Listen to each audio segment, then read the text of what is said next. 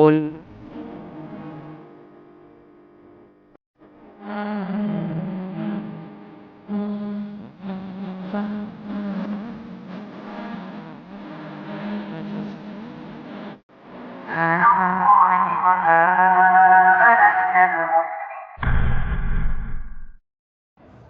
Bismillahirrahmanirrahim. Assalamualaikum warahmatullahi wabarakatuh. Innal hamdalillah nahmaduhu wa nasta'inuhu wa nastaghfiruh wa na'udzu billahi min shururi anfusina wa min sayyiati a'malina. May yahdihillahu fala mudilla lahu wa may yudlil fala hadiyalah. Wa asyhadu an la ilaha illallah wahdahu la syarikalah wa asyhadu anna Muhammadan abduhu wa rasuluh. Allahumma shalli ala nabiyyina Muhammad wa ala alihi wa man tabi'ahum bi ihsan ila yaumiddin. Allahumma inna nas'aluka al-jannah wa na'udzu bika minan nar. Puji syukur kita panjatkan pada Allah. Salawat dan salam semoga tercurah pada junjungan kita Nabi besar Nabi Agung Muhammad sallallahu alaihi wasallam. Ibu-ibu sekalian yang semoga senantiasa dirahmati oleh Allah, pertama-tama kita bersyukur atas nikmat dan karunia yang telah Allah anugerahkan pada kita sekalian. Allah memberikan kita nikmat sehat, panjang umur, dan nikmat yang lebih berharga daripada itu kita dimudahkan untuk duduk dalam majelis yang mudah-mudahan bawa berkah bagi kita sekalian. Salawat dan salam semoga tercurah pada junjungan kita Nabi besar Nabi Agung Muhammad sallallahu alaihi wasallam yang telah memberikan kita petunjuk dan juga telah mengajarkan ajaran yang membawa maslahat bagi kita sekalian, dan maslahat yang paling besar kita mentauhidkan Allah Subhanahu wa taala, dan bahaya yang paling besar adalah kita dilarang untuk berbuat syirik pada Allah Subhanahu wa taala. Baik, kali ini kita akan memulai untuk memahami perihal dosa-dosa besar. Lembaran buletin sudah ada di tangan ibu sekalian, di mana tema ini punya tujuan seperti kata para ulama, araftu syarra la lisyarri walakin litawakki wa man lam ya'rifu syarra minal khairi yaqa'u fi. Aku mengenal kejelekan bukan maksud untuk melakukan kejelekan tersebut, namun aku kenal kejelekan untuk berusaha menjauhi kejelekan tersebut. Namun sebelum saya mulai, karena saya baru pertama kali ke Klaten sini, ya, biasanya hanya lewat saja untuk ke Solo. Ya, saya mungkin perkenalkan diri terlebih dahulu, atau tidak perlu perkenalan? Perkenalan dulu atau tidak? Perkenalan. Nama saya sudah ada dalam buletin itu. Itu ya. Muhammad Abdul Wasikal. Terus kelahiran Ambon 24 Januari 1984. Berarti berapa tahun? 40 berapa? Tinggal tahun bro. Sudah mau 35 tahun. Baik. Saat ini tinggal di Dusun Warak, Desa Giri Sekar, Kecamatan Panggang, Gunung Kidul. Ada yang asli Gunung Kidul di sini? Saya yakin ada, namun nggak mau ngaku. Namun saya aslinya Ambon. Ya, kemudian menetap di sana karena saya dulu kepincut gadis desa. Dulu KKN samping UGM, jurusan teknik kimia. Qadarullah UGM menempatkan saya di daerah paling pelosok yang tidak ada air.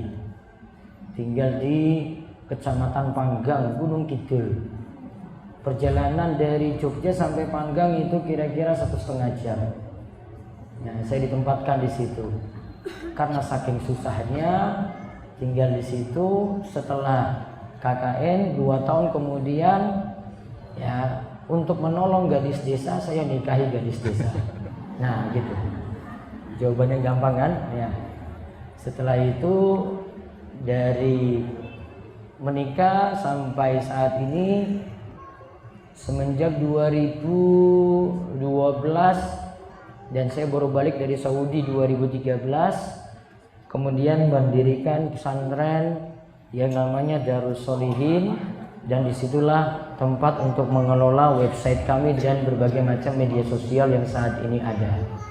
Dengan ada website rumaiso.com dan pesantren dengan nama Darus Sholihin di Dusun Warak tadi. Karena saya KKN-nya di sana, seandainya saya KKN-nya di Klaten mungkin nikahnya dengan orang sini. Namun KKN-nya di sana. Ya, jadi perjalanan dari sini, dari Gunung Kidul, dari Panggang sini ternyata cuma sama dengan ke Jogja saja. Saya kira perjalanannya lebih panjang. Ternyata lebih dekat lewat Klayen, terus Patok, terus Piungan, baru nanti bablas jalan Jogja Solo sampai ke Masjid Mlingjoni. Walhamdulillah. Cukup ibu-ibu? Oh istri 1. Anak 3. Ya. Anak masih bisa nambah lagi. Kalau istri kayaknya sudah cukup aja, satu aja nggak bisa diurus, nggak bisa macam-macam. Apalagi nikahi tokoh desa, jadi nggak bisa macam-macam lagi. Ya, yang penting banyak ngisi aja. Baik. Sekarang kita lihat dosa besar atau al-kabair. Kalau bapak, ibu-ibu ingin lihat pembahasan langsung, ini bukunya. 76 dosa besar.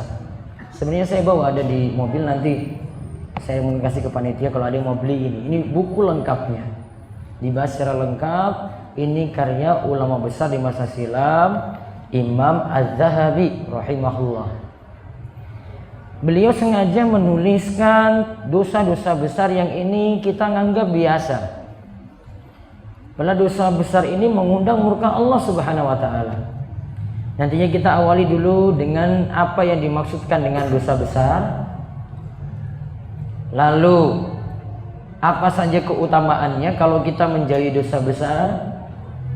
Lalu kita kenal 7 dosa besar yang Nabi SAW ingatkan. Lalu kita masuk pada dosa syirik. Dan waktu saya nanti terbatas ya, sampai jam 10. Berarti nanti kalau butuh tanya jawab enggak? Ibu-ibu butuh tanya-tanya? Mau tanya apa? Nanti tanya, saya beri waktu sekitar 10 sampai 15 menit. Ya, saya materi 50 menit paling maksimal nanti. Pokoknya kalau enggak selesai ya sudah, berarti pertemuan berikut. Ini mau lanjut apa tidak ini? Kan sudah pintar-pintar ya. Ini mau lanjut apa sekali ini saja? Oh, saya nanti minta izin takmir masjid dulu. Iya tak Pak? Iya. Iya kan? Nanti tak minta izin dulu. Mudah-mudahan bisa lanjut. Amin. Baik. Sekarang kita lihat apa yang dimaksud dosa besar. Monggo Pak Bambang baca. Bismillah. Serial dosa besar nomor 1. Dosa besar berawal dari syirik kepada Allah. Yang dimaksud dosa besar atau al-kabair adalah setiap dosa yang diancam neraka, terkena laknat, dimurkai, atau dikenai siksa. Hal ini disebutkan oleh Ibnu Jarir dalam tafsirnya, dari Ibnu Abbas radhiyallahu anhuma di dalam tafsir At-Tabari jilid 5 halaman 59. Keutamaan menjauhi dosa besar. Baik, kita lihat dulu dosa besar atau al-kabair. Ingat ibu-ibu sekalian, dosa itu punya urutan-urutan. Kalau penjelasan saking Imam Ibnul Qayyim dalam kitabnya Bada'iul Fawaid, beliau urutkan dari segi penilaian itu sebagai dosa ada 4 urutannya. Urutan pertama adalah dosa syirik dan kekafiran. Dosa syirik dan kekafiran. 2. Dosa karena melakukan amalan yang tidak ada tuntunan. 3. Dosa besar. 4. Dosa kecil. Coba diurutkan. Tadi satu apa? Kesyirikan dan kekafiran. 2. Dosa amalan yang tidak ada tuntunan. 3. Dosa besar. 4. Dosa kecil. Nomor 1 paling parah, nomor 2 di bawahnya, nomor 3 di bawahnya lagi, nomor 4 di bawahnya lagi. Maka urutannya dari nomor 1 tadi sampai nomor 4 tersebut. Dan setan akan mengincar ibu-ibu sekalian untuk melakukan dosa nomor 1 dulu. Maka target utama setan itu mengincar manusia untuk melakukan kesyirikan terlebih dahulu dan kekufuran kepada Allah Subhanahu wa taala. Kalau ini tidak berhasil, setan goda nomor 2. Nomor 2 apa? Amalan yang tidak ada tuntunan. Kalau tidak berhasil lagi, diincar nomor 3. Apa nomor 3? Al-kabair, dosa besar. Kalau tidak berhasil lagi, setan goda yang nomor 4 supaya terus menerus dalam melakukan dosa kecil. Itu urutan. Berarti kalau kita tahu urutan dosa seperti itu, ibu-ibu sekalian, berarti untuk yang perlu kita waspadai dan kita pelajari benar-benar, berarti dari dosa yang mana terlebih dahulu, Bu? Mana yang dosa yang perlu kita pelajari benar-benar? Dosa nomor 1, kesyirikan. Itu lebih penting ibu pelajari supaya tidak terjatuh dalam dosa kesyirikan tadi. Nah, nanti kita akan singgung secara global untuk kesempatan kali ini. Dosa tersebut sifatnya bagaimana? 1, diancam neraka. Ya, dosa besar itu sifatnya 1, diancam neraka.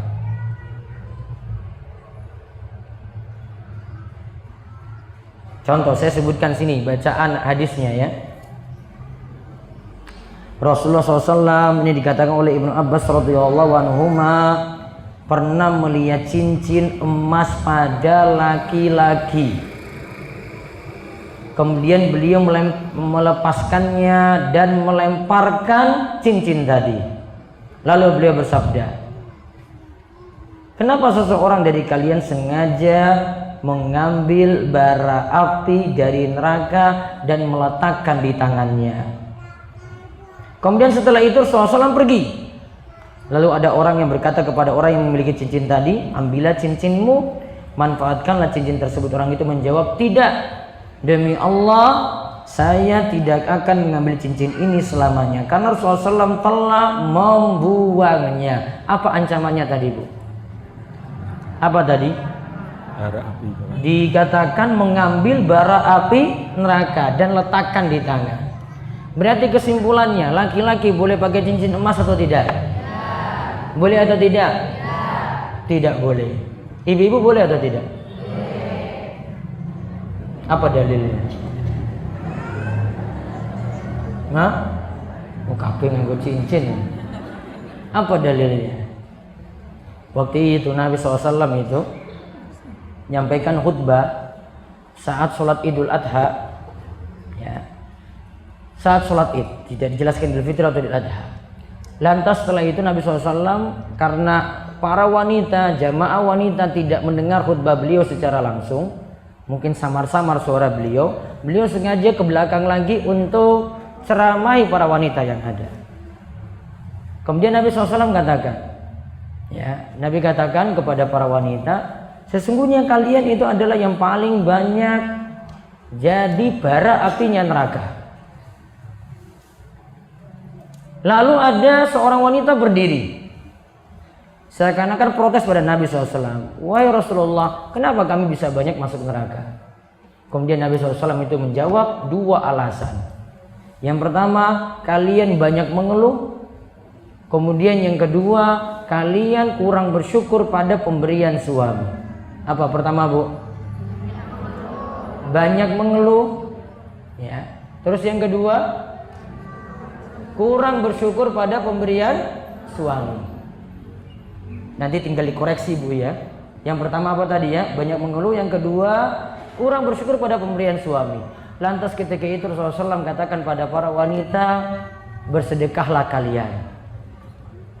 Maka saat itu Bilal yang ada di situ siapkan kain. Para sahabat wanita langsung keluarkan perhiasan-perhiasan yang mereka miliki. Ada yang pakai cincin, ada yang pakai gelang. Seketika itu spontan semua keluarkan cincinnya yang dia pakai, gelang yang dia pakai, taruh di kain yang disediakan oleh Bilal. Dilemparkan semua di situ. Berarti ibu-ibu ketika itu pakai cincin nggak? Pakai atau tidak? Pakai. Pakai gelang nggak? Pakai. Maka berarti ini jadi dalil dibolehkan bagi wanita seperti itu. Sebaliknya untuk laki-laki, Nabi SAW peringatkan keras. Karena laki-laki tidak butuh untuk berhias diri. Ya, laki-laki tidak butuh untuk berhias diri. Beda dengan wanita. Sehingga di wanita dibolehkan, bagi laki-laki tidak. Sifat dosa besar yang pertama diancam neraka seperti cerita tadi. Sifat dosa besar yang kedua terkena laknat atau dapat doa kutukan. Seperti misalnya Rasulullah SAW pernah melaknat akilar riba wa mukilahu wa katibahu wa syahidai. Rasulullah SAW itu melaknat orang yang makan riba, terus orang yang meminjam dengan cara riba, yang ketiga orang yang mencatatnya, yang keempat orang yang jadi saksi, dan ketika itu saksinya itu 2. Berapa orang ini tadi? 4. Yang pertama apa? Pemakan riba. Yang kedua yang meminjam dengan cara riba. Yang ketiga pencatat. Pencatat berarti apa? Kita sebut apa pencatat itu? Apa Bu? Sekretaris. Kemudian yang keempat yang jadi saksi. 2 orang saksi saat itu. Kemudian Nabi SAW katakan hum sawa, semuanya terkena dosa, baik yang makan, baik yang minjam, baik yang jadi pencatat sekretarisnya tadi, baik juga yang jadi saksi. Apa yang dimaksudkan dengan laknat di sini? Nah, ini yang tadi kita sebut, terkena laknat, dikutuk. Secara pengertian laknat itu artinya bu'dun mir rahmatillah, jauh dari rahmat Allah. Terus riba itu apa Bu? Riba, pernah dengar riba enggak? Apa itu riba? Apa nambah? Saya modalnya 100.000, saya jual barang itu jadi 300.000. Nambah nggak itu? Boleh nggak? Saya modal 100.000, terus saya jual jadi 300.000. Boleh nggak? Nambah itu. Bingung tak? Bingung. Saya pinjamkan uang orang 100.000, saya minta kembalikan 300.000, boleh nggak? Sama-sama nambah. Apa bedanya Bu? Coba tak ulang meneh loh ini. Nah, saya punya modal 100.000, saya jual kain 100.000, modal 100.000, saya jual 300.000, boleh nggak? Baik, saya pinjamkan uang kepada si A 100.000, saya minta kembalikan 300.000, boleh nggak? Kok beda? Apa bedanya?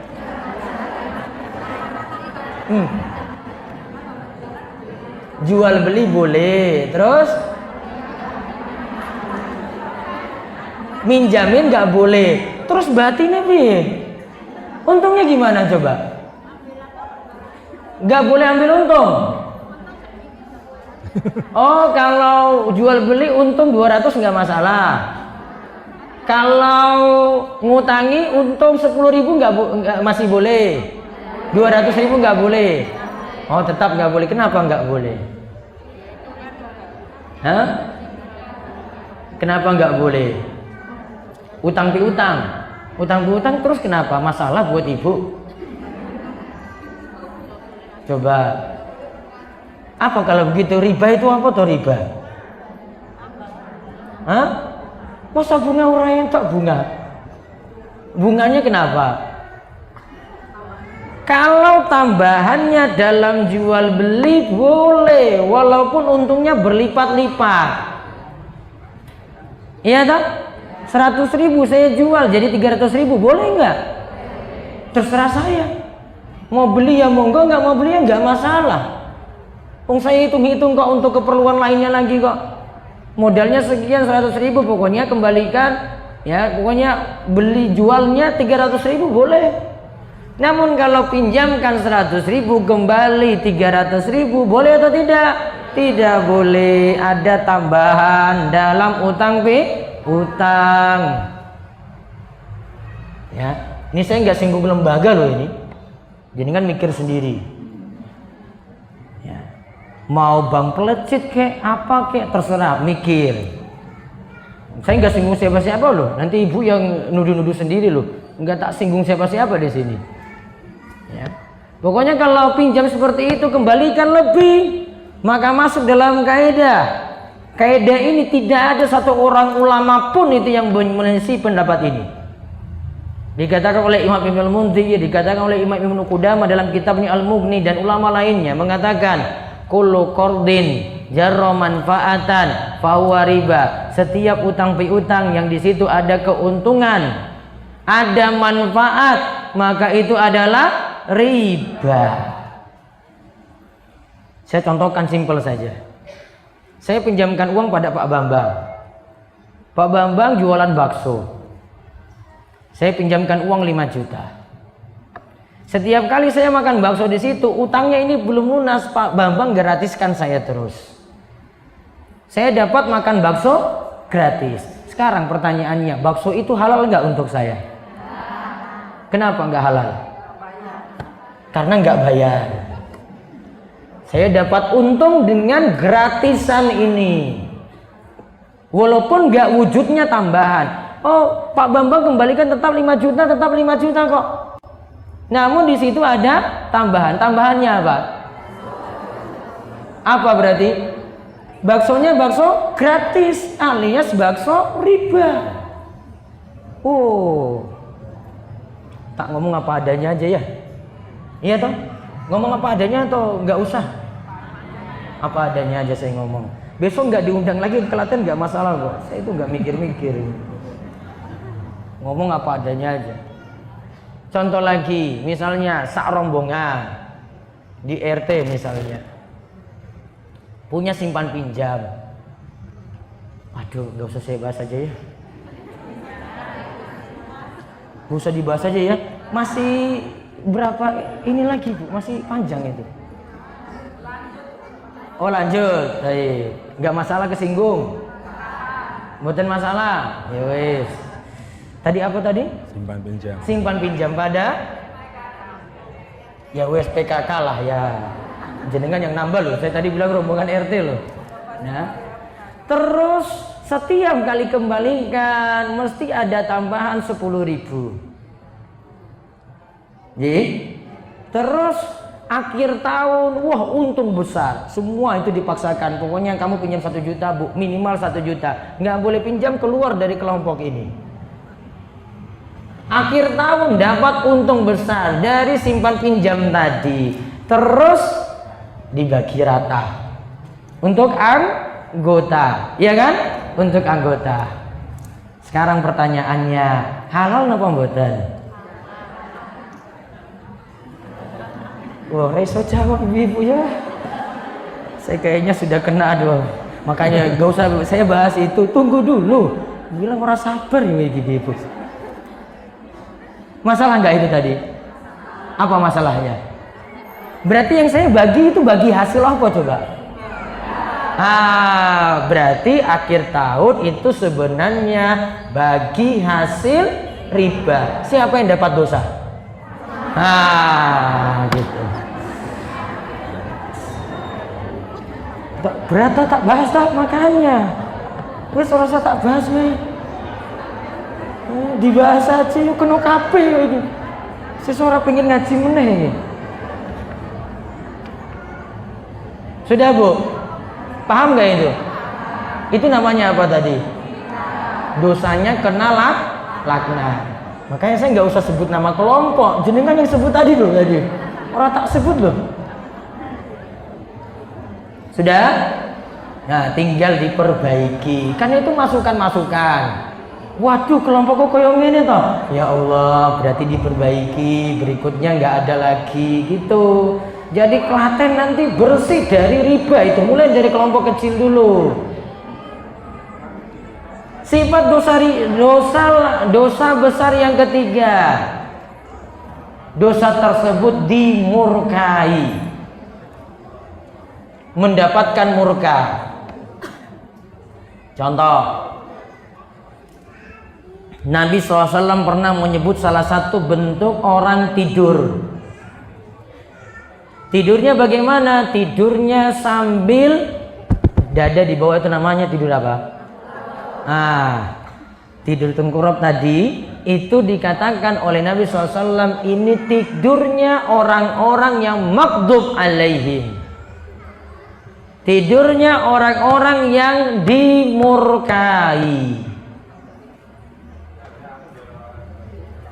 Berarti tidur dalam keadaan seperti itu tidak boleh.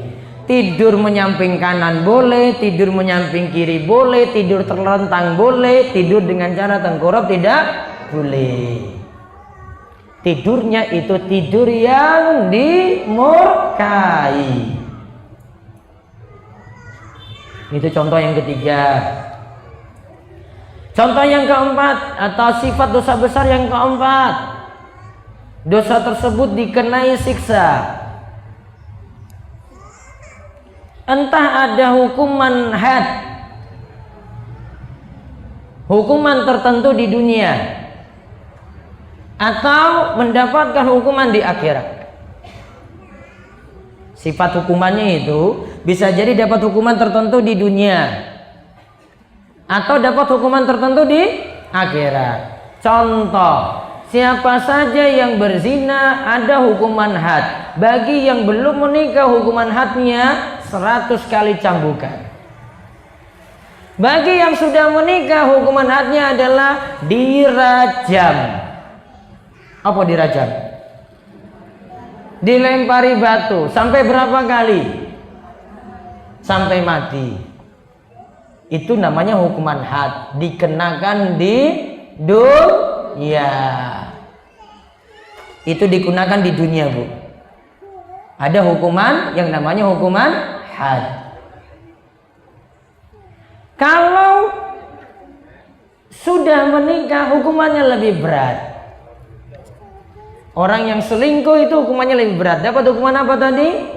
Rajam. Berapa kali? Sampai mati. Kalau gimana kalau sudah senang gimana coba? Suka sama suka. Kena hukuman rajam atau tidak? Terkena. Terus kalau yang selingkuh tadi dalam keadaan hamil gimana hukumannya? Dihukumi dalam keadaan hamil? Tidak, ditunggu sampai melahirkan. Setelah melahirkan baru dikenakan hukuman rajam. Sebagaimana ada seorang wanita di masa Nabi SAW ngadu pada Nabi SAW, "Wahai Rasulullah, saya telah berzina." Dan dia datang dalam keadaan perut hamil. Maka Rasulullah katakan, "Lihat ini kasihan sekali. Kamu kok seperti ini kok ya berzina, lantas sekarang minta untuk dikenai hukuman rajam." Jadi dia sudah punya suami. Maka Rasulullah panggil, "Mana wali si perempuan ini?" Bawa dia, tunggu sampai dia nanti melahirkan, setelah bayinya bisa dilepas, bawa ke sini lagi. Baru dikenakan hukuman rajam.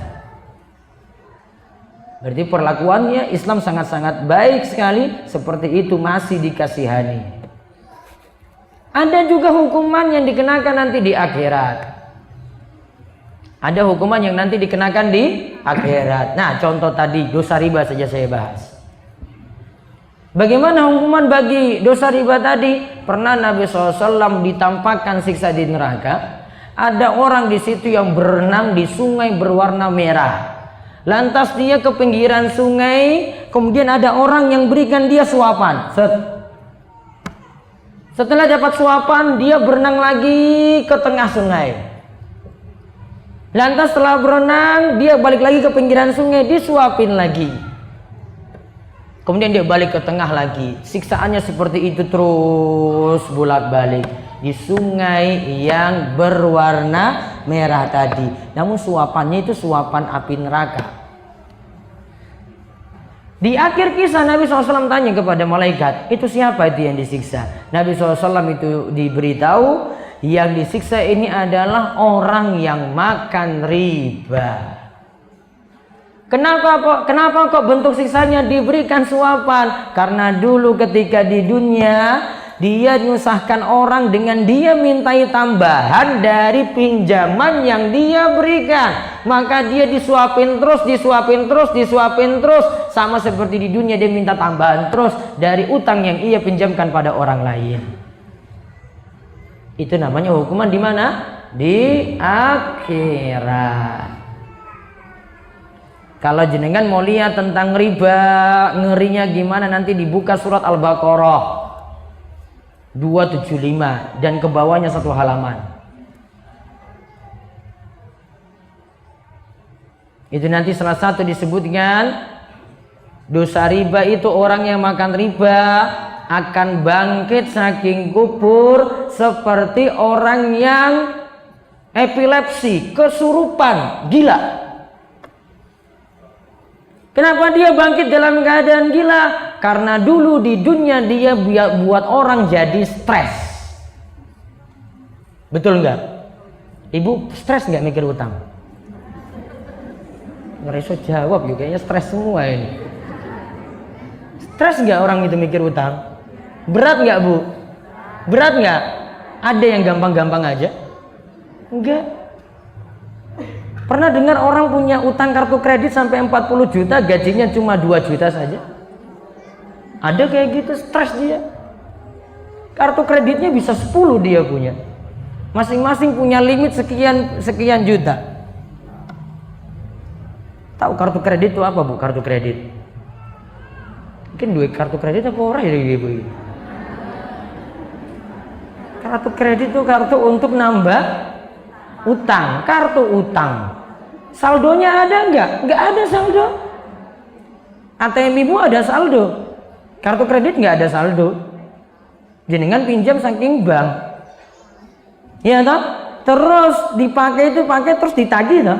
Dan nggak ada yang mau ditagih di akhir bulan itu untuk ditagih penuh. Utangnya misalnya 10 juta, paling cuma nanti setor 1 juta saja. Betul nggak? Nggak ada itu yang mau bayar langsung lunas gitu 10 juta itu nggak mau. Dia bayar batasan minimal. Nanti tinggal ditumpuk lagi. Susah. Ini belum kritis dia. Suatu saat dia akan mencapai titik kritis, stres dia mikir utang sebanyak itu. Akhirnya ketika stres, gila bisa. Gara-gara mikir apa bu? Utang. Suatu saat nanti akan jadi klimaks di situ, sampai puncak stres dia mikir itu. Akhirnya jadi ujung-ujungnya ya ada yang sampai gantung diri. Di Gunung Kidul itu banyak sekali kok. Saya nggak tahu di Klaten ini kasusnya kayak gimana. Mau masuk awal tahun saja sudah langsung hat-trick 3 kasus bunuh diri coba di Gunung Kidul. Stres juga. Kita baru rapatkan dengan tokoh-tokoh agama itu, dikumpulkan dengan bupati. Besok harinya kasus bunuh diri muncul. Baru dibicarakan malamnya. Pagi hari sudah ada yang bunuh diri lagi. Tahu ada yang bunuh diri karena apa? Itu tadi utang tadi. Makanya siksaannya setimpal bagi orang yang nyusahkan yang lainnya dalam masalah utang. Hukumannya setimpal, Bu. Setimpalnya gimana? Dia dihukum sebagaimana dia buat orang lain itu susah di dunia. Dia buat orang lain jadi stres kan? Maka ketika dia bangkit dari kubur seperti orang yang kejang-kejang. Orang yang makan riba seperti itu. Itu sifat dari dosa besar. Kesimpulannya berarti ada berapa tadi sifat dosa besar, Bu? 4. 1. Diancam neraka. 2. Terkena laknat. 3. Dimurkai. 4. Dikenai siksa. Berarti ibu ngaji ini dosa-dosa yang mengerikan, bukan dosa biasa. Jadi siap-siap imannya itu kena lagi, sentilan lagi, kena lagi, ditusuk lagi, kena lagi. Ini biar langsung bangkit. Tahu ini salah, tinggalkan. Ini 76 dosa besar. Ada yang perlu diterangkan secara detail karena masyarakat masih terjun dalam dosa-dosa besar semacam itu. Sekarang apa manfaatnya kita jauhi dosa besar? Kita lihat dulu ya. Ada 2 ayat di sini dan kita lihat nanti manfaatnya. Monggo dibaca, bisa artinya saja. Disebutkan keutamaan menjauhi dosa besar.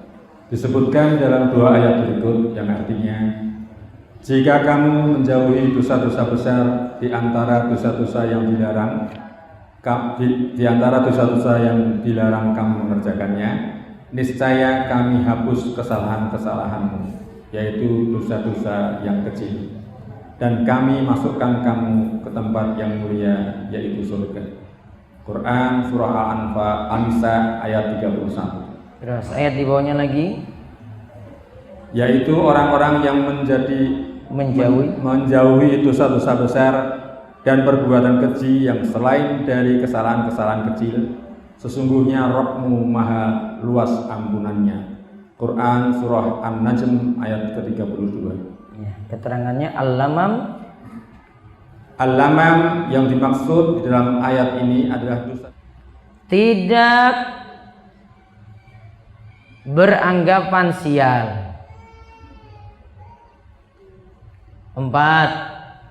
Wa 'ala rabbihim yatawakkalun. Kepada Rabbnya bertawakal. Berarti bertawakal kepada Allah. Ulang. 1. Tidak minta diruqyah. 2. Tidak minta diobati dengan besi panas. 3. Tidak beranggapan sial. 4. Tawakal kepada Allah. 1 coba tadi apa? Tidak minta diruqyah. Ruqyah boleh enggak? Boleh enggak? Nabi SAW pernah ajarkan ruqyah sebagai berikut. Nabi suruh pegang bagian yang sakit. Mau praktek ini, Bu? Coba pegang mana yang sakit coba. Kalau kepalanya mikir utang, coba pegang kepala. Misalnya sini bagian sakit ya. Nabi baca Bismillah 3 kali. Coba Bismillah, Bismillah, Bismillah. Terus A'udzu billahi wa qudratihi min syarri ma ajidu wa uhadhir. A'udzu billahi wa qudratihi min syarri ma ajidu wa uhadhir. A'udzu billahi wa qudratihi min syarri ma ajidu wa uhadhir. A'udzu billahi wa qudratihi min syarri ma ajidu wa uhadhir. Sekarang kelima. A'udzu billahi wa qudratihi min syarri ma ajidu wa uhadzir. Sekarang keenam, a'udzu billahi wa qudratihi min syarri ma ajidu wa uhadzir. Ketujuh, a'udzu billahi wa qudratihi min syarri ma ajidu wa uhadzir. Itu namanya ruqyah, Bu. Itu bukan orang lagi kesurupan. Namun ada bagian yang sakit, Nabi SAW suruh baca bismillah 3 kali. Lalu apa? A'udzubillahi wa qudratihi min syarri ma ajidu wa uhadzir 7 kali. Mau catat bacaan tadi? Nah, coba catat. Sering sakit gigi ya? Catat. Ya, Pak. Bismillah 3 kali. Judulnya doa ruqyah mandiri. Doa ruqyah mandiri. Tulis bismillah 3 kali. Terus a'udzu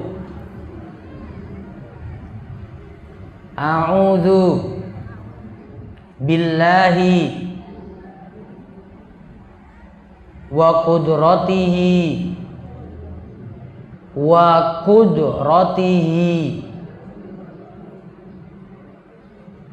min syarri ma ajidu wa uhadzir.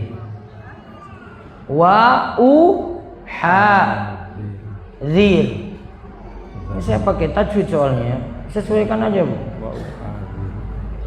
A'udzu billahi wa qudratihi min syarri ma ajidu wa uhadzir. Coba zir wa uhadzir. Nah, itu. Tadi bismillahnya 3 kali, a'udzunya itu 7 kali. Sambil pegang bagian yang sakit. Nah, itu namanya ibu ruqyah diri sendiri. Kalau minta diruqyah, saya minta ini. Nah, ini yang biasanya meruqyah, saya minta pada dia, minta tolong ruqyah saya.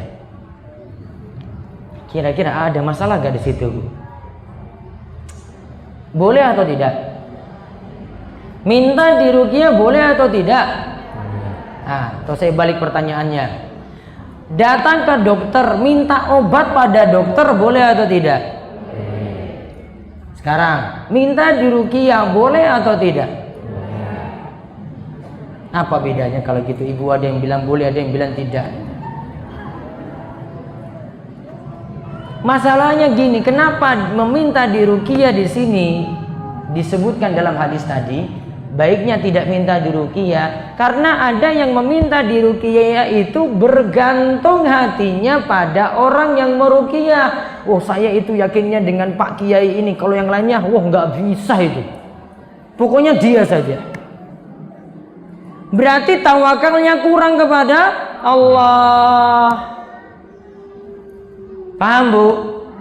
Namun sebenarnya masih boleh, karena dalam hadis ceritakan ada seorang tabi'in dengan temannya itu debat ketika itu.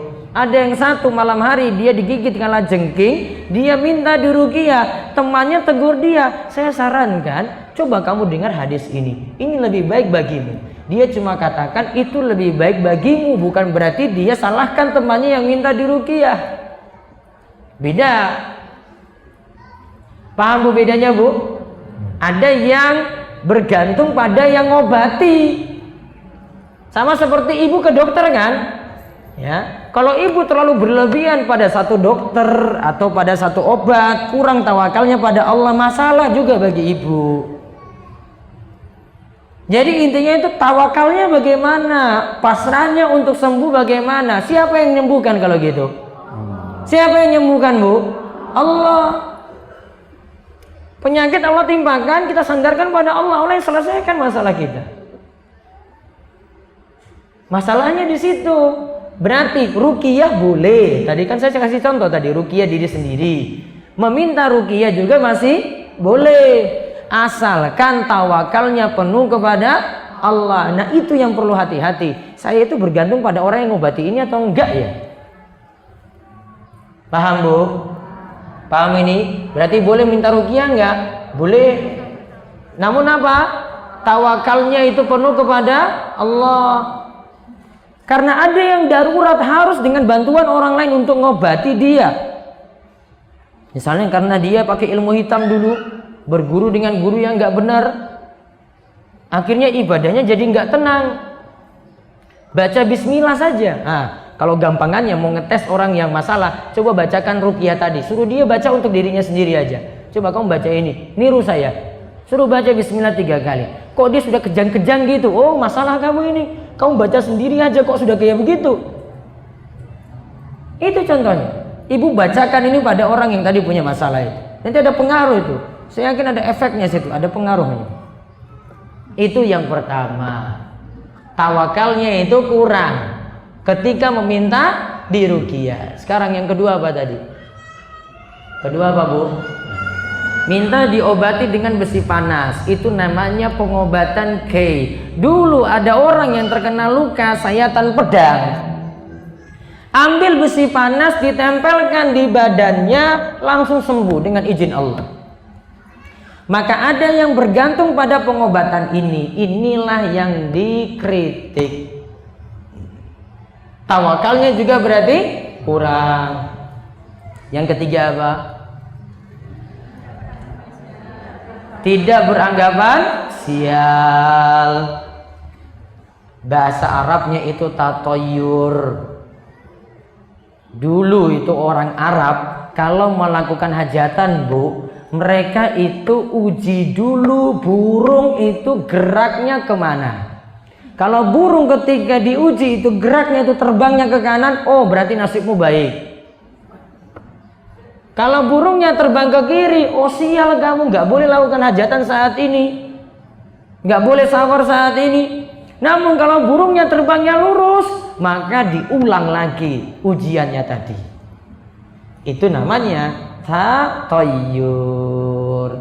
Kira-kira kita itu saat ini apa yang mirip-mirip dengan itu ya Bu ya? Apa Bu? Ibu-ibu, apa contohnya kalau saat ini? Kalau mau buat hajatan apa dulu yang dihitung-hitung itu loh? Hitung dino. Apa yang dihitung? Apa yang dihitung Bu? Napa? Wetonnya. Ahad pinten Bu? Oh nggak tahu. Kliwon pinten? Alhamdulillah mboten paham. Ya pulang juga ya mboten paham. Ahad kliwon, yang putranya, yang putrinya Selasa pon. Dihitung ini neptunya berapa, niki neptunya berapa, terus dijumlah, dibagi 3, 4, 5. Ramalannya ada. Silakan buka dalam kitab Primbon. Nah, belum pernah buka kayak gitu?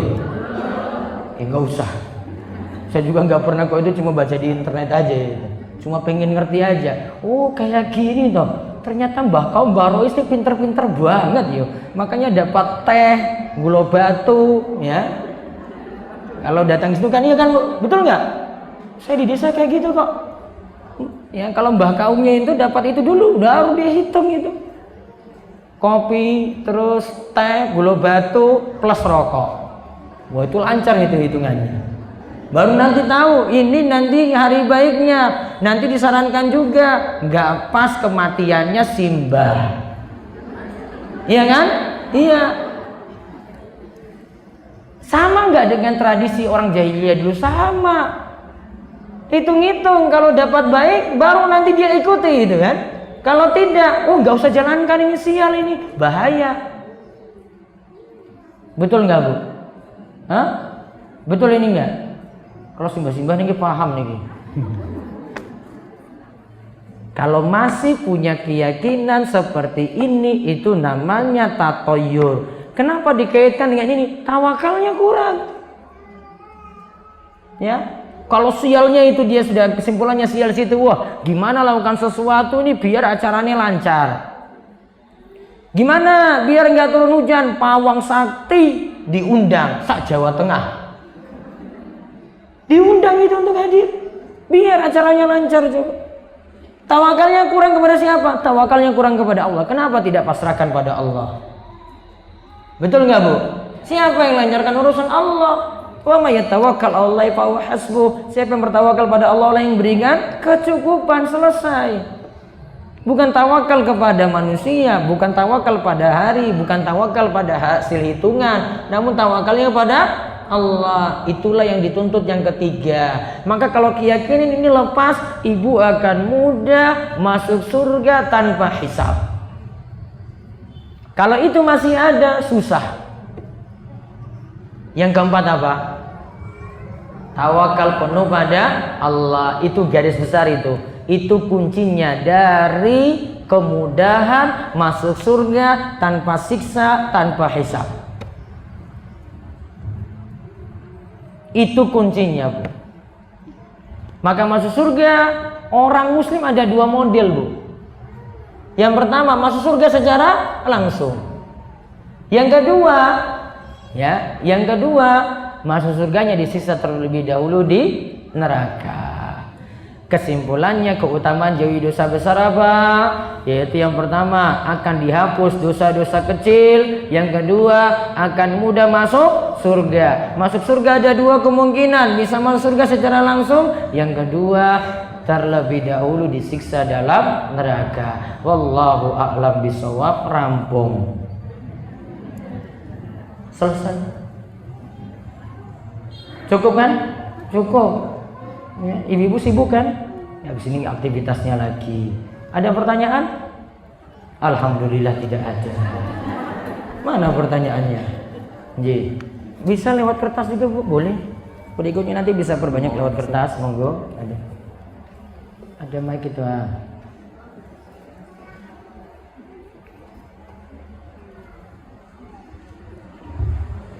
Monggo ibu-ibu yang bertanya atau yang ditulis di kertas, silahkan bisa kita ambil, panitia nanti ambil kertas. Ini Bu, tanya langsung.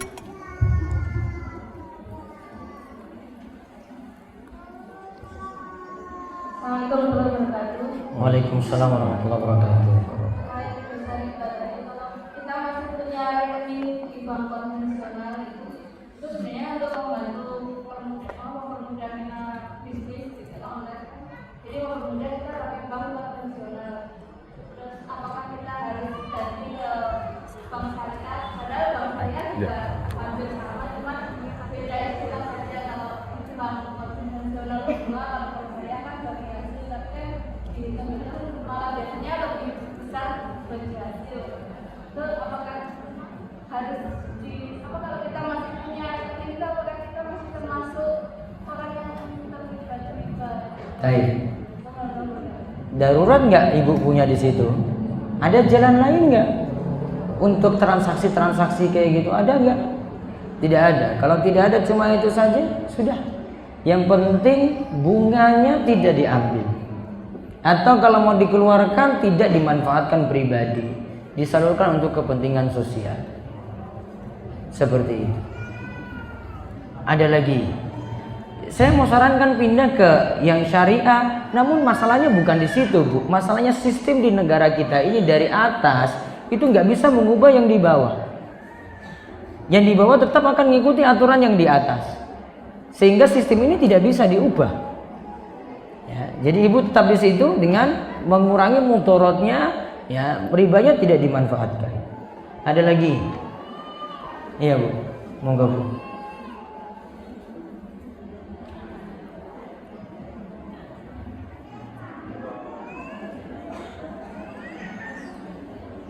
Macem, Bu.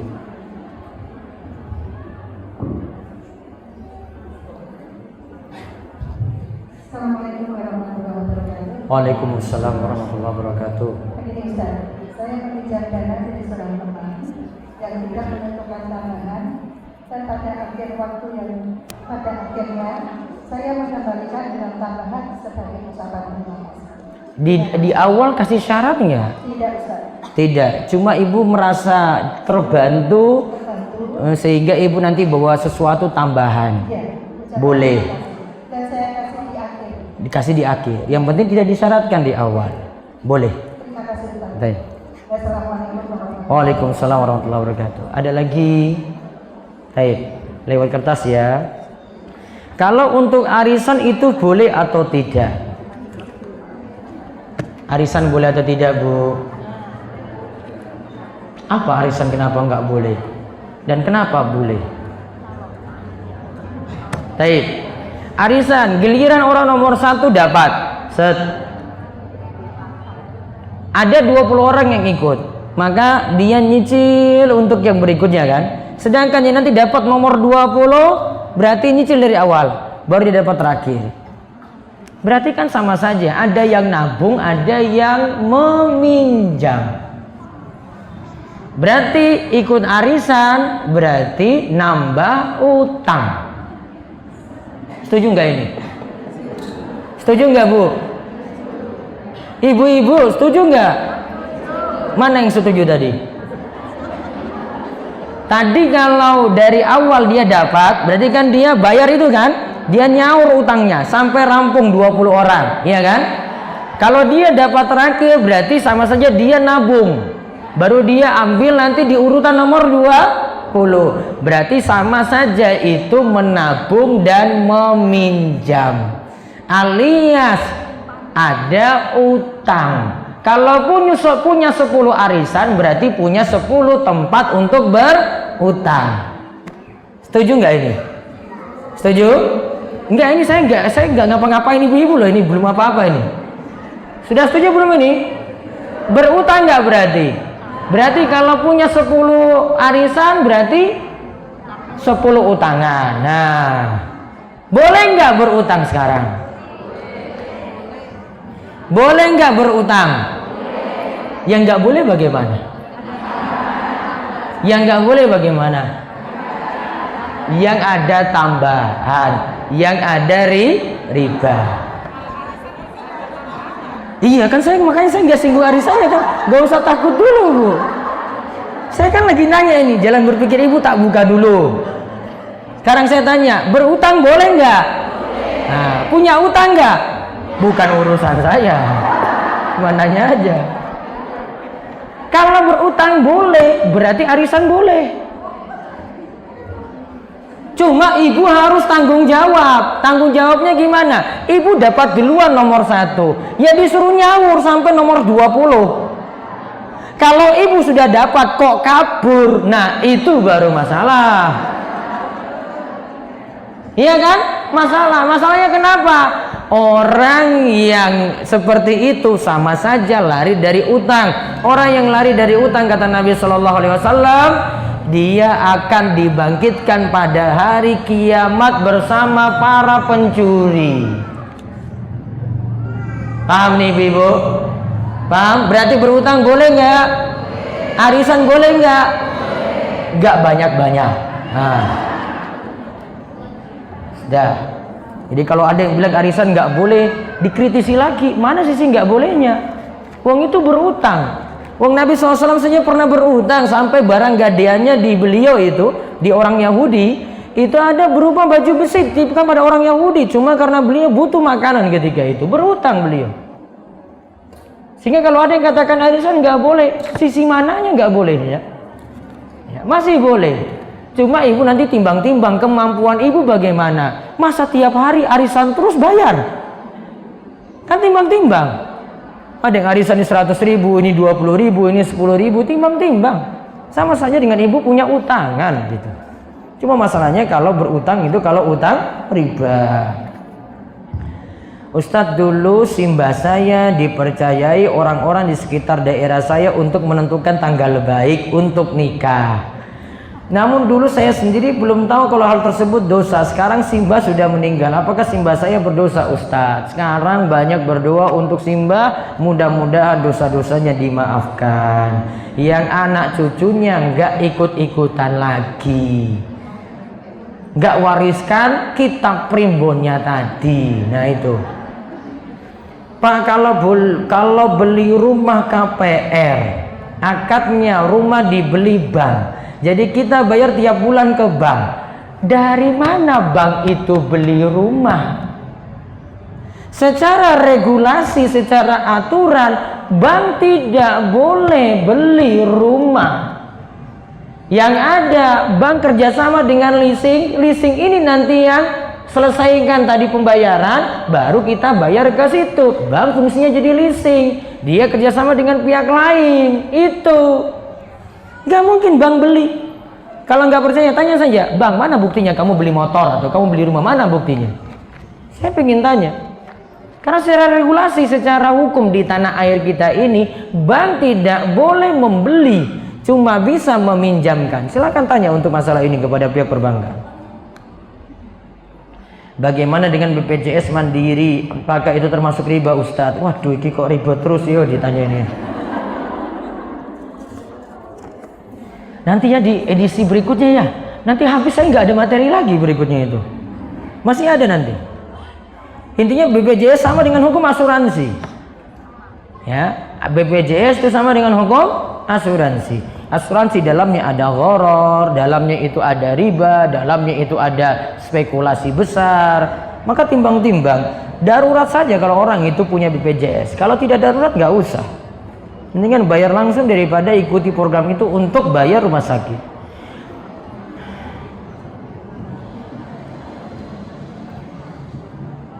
Pernah bekerja di bank bagian kartu kredit, namun sudah resign. Bagaimana cara bertobat dari dosa riba atau amalan apa yang harus saya kerjakan? Banyak-banyak istighfar, banyak-banyak bertobat, dan banyak mohon ampun pada Allah atas kesalahan tersebut. Mudah-mudahan Allah maafkan. Tidak ada doa khusus, tidak ada amalan khusus. Sekarang jadi lebih baik saja. Jika kita sudah ikut koperasi, saya nggak sebut lembaganya di sini ya. Kemudian ada SHU setiap tahun, apa itu termasuk riba? Saya balik nanya, yang terjadi situ apa? Apakah koperasi itu jalankan sistem jual beli atau simpan pinjam?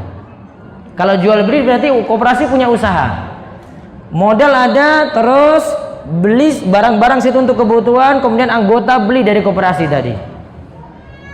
Punya keuntungan dibagi di akhir tahun. Nah, ini namanya sisa hasil usaha dibagi bareng-bareng boleh. Namun kalau yang ada simpan pinjam, ya kan? Simpan pinjam. Bahkan anggota harus punya pinjaman. Terus di akhir tahun ada keuntungan dari simpan pinjam ini. Berarti apa tadi namanya, Bu? Sisa bagi riba. Bagaimana cara membersihkan riba yang sudah masuk dalam darah kita? Tobat. Bagaimana jika kita memanfaatkan jasa bank untuk membuka tabungan haji? Karena secara prosedural harus punya seperti itu. Namun coba cari yang syariah biar lebih ringan. Ya, ada bank-bank syariah yang sudah buka tabungan haji tadi. Saya menemukan banyak konsep riba di dalam mata kuliah saya, dan saya sendiri saya sadari, namun dosen tidak menyatakan bahwa itu adalah riba. Selanjutnya orang tua menyarankan untuk masuk S2-nya. Apakah itu diperbolehkan dalam Islam dengan niatan untuk mengetahui konsep riba? Boleh, namun kamu harus pelajari konsep riba secara detail dulu, baru kamu dalami tadi ilmu yang kamu pelajari saat ini. Kalau orang tua pernah terjerat dosa riba, bagaimana cara kita yang ma'ruf untuk menasihati beliau? Nasihati pelan-pelan dengan sabar. Kalau orang tua belum bisa tinggalkan saat ini, terus nasihati sampai orang tua itu paham. Kalau arisan yang megang arisan mengambil potongan tiap di hari H, bagaimana hukumnya? Kalau sudah ada kesepakatan anggota, berarti potongan ini diambil, sisanya nanti yang dipakai untuk arisan boleh. Cuma kesepakatan saja. Simpan pinjam dengan infak yang tidak ditentukan jumlah infaknya termasuk riba atau tidak. Baiknya tidak pakai kata infak juga sejak awal. Tadi seperti ibu yang tanya tadi, sudah kerelaan. Dia nggak mau kasih ya terserah, mau kasih juga terserah. Namun tidak boleh ditetapkan di awal, nanti di akhir ada infak. Tolong arti dari doa ruqyah tadi. Catat artinya. Dengan menyebut nama Allah. Tadi doa ruqyah tadi itu loh. Aku berlindung kepada Allah dan kuasanya dari kejelekan yang aku dapatkan,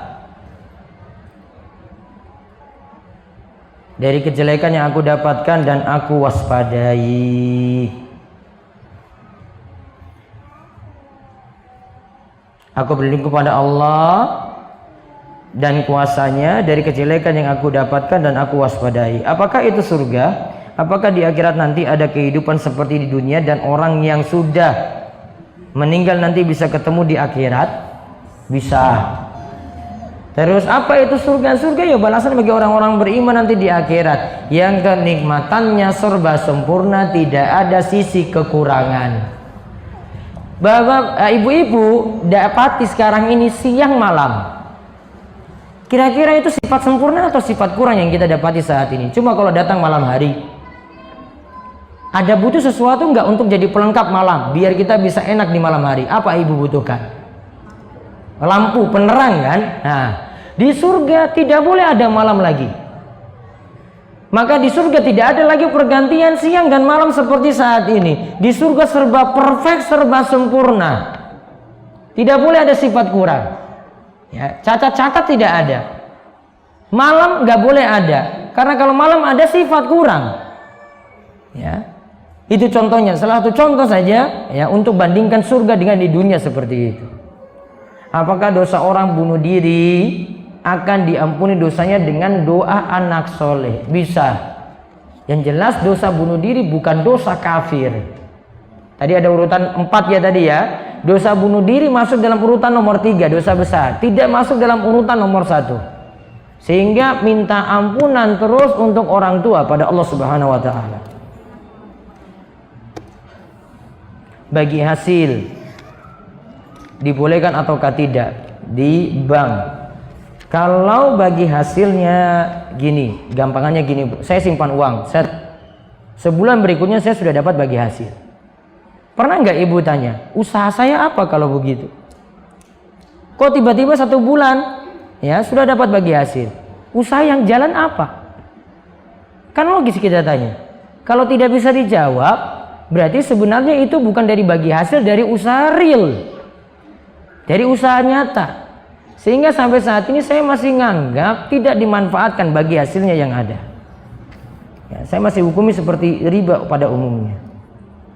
Jika tadi ada seorang wanita berzina dirajam mati, bagaimana wanita tersebut untuk tobat jika dirajam mati? Apakah dengan rajam itu sudah bertobat?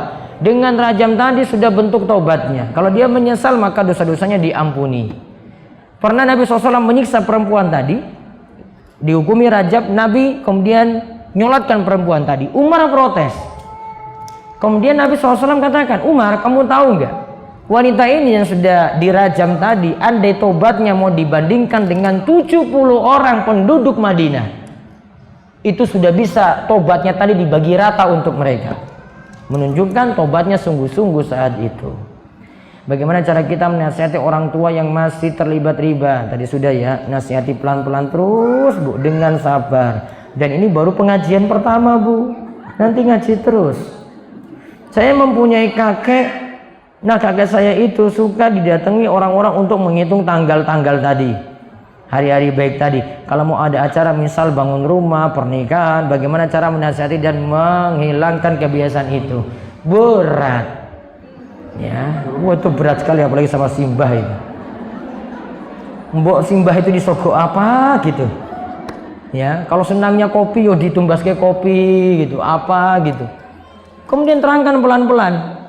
Kan ini masalah rawa. Nanti kita akan bahas secara jelas nanti ketika kita bahas dosa syirik insyaallah. Bagaimana jika kita meminjamkan uang dalam jumlah besar kepada orang lain dengan tempo tertentu, kemudian kita meminta jaminan dalam peminjaman itu tanpa ingin mengambil barang yang dijadikan jaminan? Boleh. Catatan untuk gadaian atau jaminan tidak boleh dimanfaatkan oleh orang yang meminjamkan uang. Contoh, saya pinjamkan uang pada orang lain. Orang lain ini gadaikan kepada saya tanah 1 hektar. Boleh nggak saya manfaatkan tanah 1 hektar ini untuk saya tanam sampai nanti uang dikembalikan? Saya tidak minta tambahan. Dia pinjam 1 M, kembalikan 1 M. Boleh atau tidak? Tidak boleh. Saya pakai tanah tadi secara gratis, itu sudah jadi tambahan sendiri. Bisakah dosa riba saya itu dihapus atau diampuni Allah? Dulu saya kerja di lembaga riba. Banyak tobat pada Allah, perbanyak amal soleh, perbanyak sedekah. Mudah-mudahan Allah ampuni kesalahannya. Apakah harta benda yang didapat setelah bekerja di tempat riba telah dihapus setelah dia itu bertobat atau keluar dari bank? Kalau itu ada penghasilan murni dari situ, baiknya tidak dimanfaatkan. Kemudian tobat pada Allah dengan memperbanyak sedekah dan jadikan diri lebih baik. Dan mudah-mudahan Allah menerima tobat-tobatnya. Demikian untuk pengawasan kita kali ini. Rencana saya untuk berikutnya adalah Selasa ketiga. Kalau sekarang Selasa keempat nih, karena awal Januari nggak saya hitung. Selasa ketiga insya Allah, dihitung aja. Mau pakai hari pasaran apa Selasa ketiga? Selasa ketiga aja. Wong Klaten orang hafal tanggalan. Sabtu Kliwon aja nggak paham, Sabtu Legi nggak paham. Saya tadi tanya takmir masjid aja nggak jelas itu. Pak besok Sabtu apa? Wah, aku ora paham, ya Allah. Mendingan orang desa berarti. Baik, cukup ya. Mudah-mudahan semuanya dapat kebaikan. Allah berikan taufik dan hidayah untuk meninggalkan kesyirikan, meninggalkan dosa-dosa besar. Begitu juga untuk suami, istri, anak-anak kita juga diberikan keselamatan. Dan Allah memberikan kita kebaikan yang banyak. Dan kita terus diberikan husnul khotimah dan istiqomah. Demikian kami cukupkan. Wabillahi taufiq wal hidayah. Wassalamualaikum warahmatullahi wabarakatuh.